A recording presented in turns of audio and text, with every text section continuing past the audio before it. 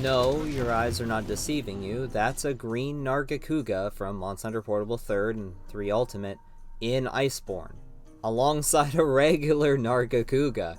So this is not a texture swap, it is an entirely separate monster with unique AI and a unique moveset. Its tail attacks even trigger KO, like the original monster. Now, you may be wondering, how is this possible? And the answer is simple.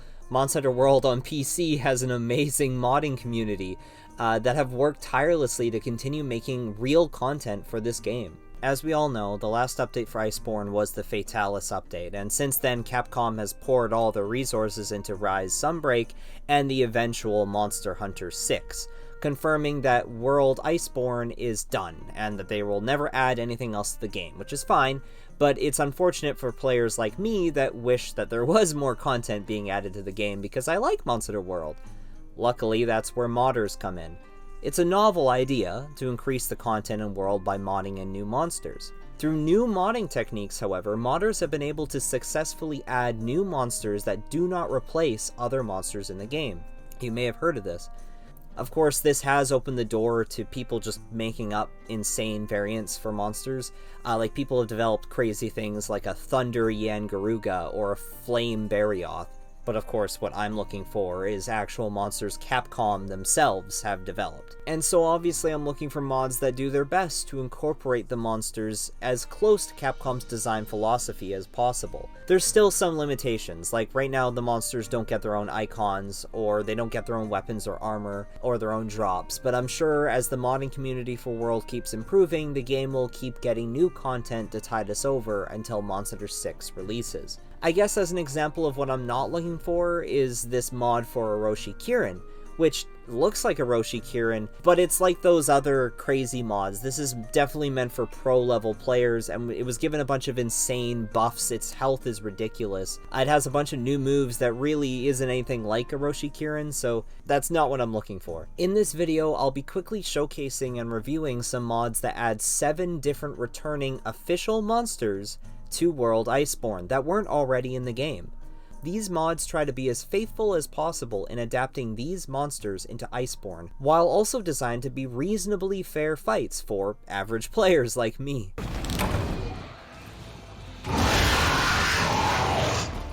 Starting off, we have Green Nargacuga, which was just released recently, and I love it. Green Nargacuga isn't exactly a fan-favorite subspecies, but the novelty of adding him into the game is charming. Like, why not? And he looks really good in World. It's actually a huge glow-up from his last appearance in 3 Ultimate. It looks real, like it looks like Capcom actually made him. Using regular Nargacuga as a base, he shares the same icon as Nargacuga and the same drops. The quests are all placed at the same star level as regular Nargacuga, and they simply serve as a fun alternative for grinding the monster, without interfering with the flow of the quests. The double Nargacuga quest is very fun. His tail attacks cause KO, as I mentioned earlier, and he has some new attack patterns that might actually trip you up a bit. I know he tripped me up. And if the green Nargacuga is still too easy for you, the modder also included a harder tempered version as well. There is one glitch with this mod though, which I'm sure they're gonna fix, and it's just that sometimes green Nargacuga will get stuck on this wall in this area here. If you just smack him or hit him or do anything to him, he'll just go back to his regular patrol route, and it's actually the same as regular Nargacuga, so it's fun, they like follow each other.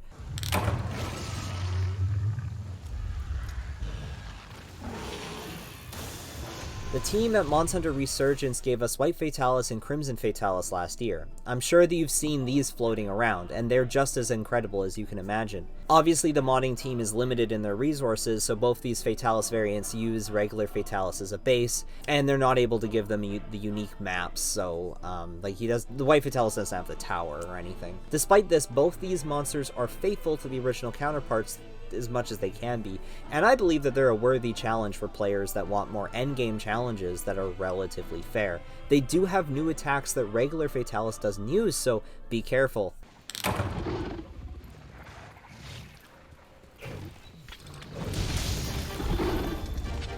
No, this isn't a joke. Someone actually added Bulldrome and Bullfango to the game. Bulldrome uses Kirin as a base, and it borrows a few of Kirin's attacks. It's a little jarring seeing the Kirin icon pop up when you fight it, and also it retains Kirin's immunity to traps. and it kind of breaks the game balance because it gives you Kirin drops, but you're still in Master Rank 1 star. This really is more of a novelty than an endgame challenge, and I would only recommend that you get this mod if you've already beaten the game, or if you plan on not actually using Kirin's drops and cheating. It has a ton of health, too, for a 1-star rank monster. But then again, doesn't everything in Iceborne? Whatever. Actually, it's kind of a blast getting knocked around by all the little Bullfangos. The little Bullfangos do replace Mosswine, which means that when this mod is active, Mosswine will no longer exist in your game. It will replace all Mosswine with Bullfangos, and they will always aggressively attack you.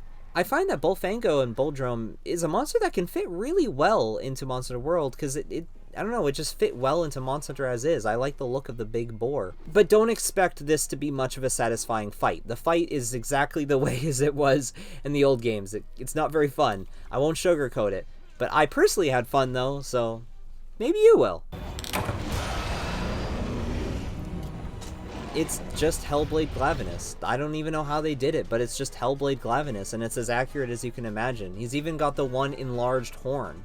They even have multiple quests that scale up in difficulty, like the original Deviant quests in Monster Hunter Generations. It obviously uses Glavenus as a base, so it drops regular Glavenus stuff. Basically, is like an arc-tempered Glavenus. It's really cool though, and I hope that other Deviants get added. I'm sure eventually they'll be added. The modders have gotten very creative in achieving new attack animations and visual effects that look natural and part of the game.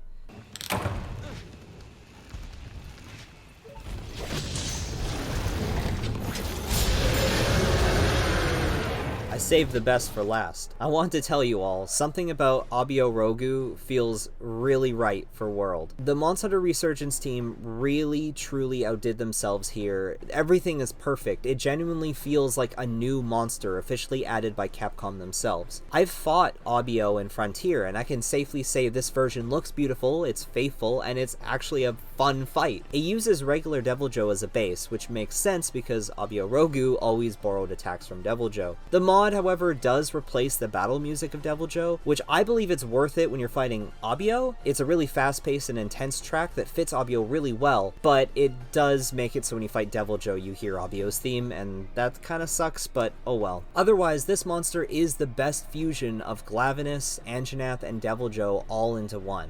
I regularly boot up Iceborne just to fight Abio. He's very fun and he fits right into the game. If I had to pick just one, it's this one. I'm telling you, it's worth it.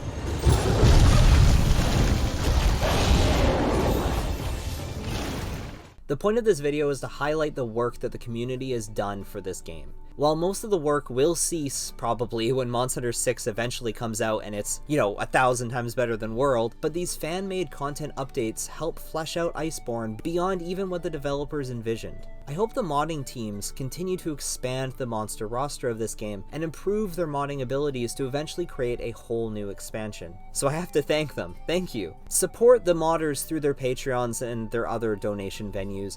I'll link the mods below. Thank you for watching, and I hope you try out these mods because they're worth it.